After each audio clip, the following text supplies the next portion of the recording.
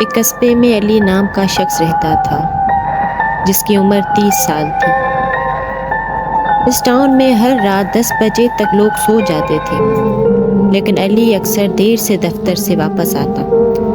اس رات بھی وہ 11 بجے گھر لوٹ رہا تھا، ایک ایسا وقت جب گلیاں خالی اور وقت ساکت ہو جاتا ہے۔ اندھیری گلیاں، بند کھڑکیاں، ہلکی پیلی اسٹریٹ لائٹس۔ علی تھکا ہوا، بیگ ہاتھ میں، آہستہ چلتا ہوا۔ جیسے ہی وہ اپنی گلی کی طرف مڑا، وہ رک گیا۔ سامنے سڑک کے بیچ ایک خوفناک مخلوق سوئی ہوئی تھی، سایہ نما، دھندلی، بہت بڑی۔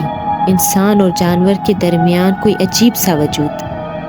علی نے زندگی میں ایسا منظر کبھی نہیں دیکھا تھا۔ وہ جانتا تھا یہ وقت ان مخلوقات کا ہوتا ہے جب دنیا سو چکی ہوتی ہے۔ دل زور زور سے دھڑکنے لگا، لیکن علی کو یاد آیا اگر تم انہیں تنگ نہیں کرو گے تو وہ تمہیں نقصان نہیں دے گی۔ اس نے آہستگی سے سڑک کے کنارے سے خاموشی سے رستہ بدلا، نہ آواز نہ حرکت، صرف مکمل سکون۔ علی اس مخلوق کے پاس سے گزر گیا۔ مخلوق نے کوئی حرکت نہیں کی، مگر جیسے ہی وہ گھر پہنچا وہ سیدھا بستر پر گرا۔ اسے بخار ہو گیا تھا ڈر سے، لیکن اس نے وہ خوف ظاہر نہیں ہونے دیا جب وہ اس کے سامنے تھا۔ اگلے دن علی پھر دفتر گیا۔ زندگی معمول پر آ گئی، مگر اندر کچھ بدل چکا تھا۔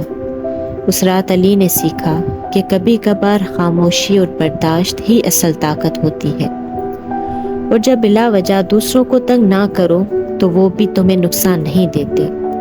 اس کہانی کا سبق یہ ہے کہ طاقت ہمیشہ لڑنے میں نہیں ہوتی، کبھی کبھار خاموشی سے گزر جانا ہی سب سے بہادر عمل ہوتا ہے۔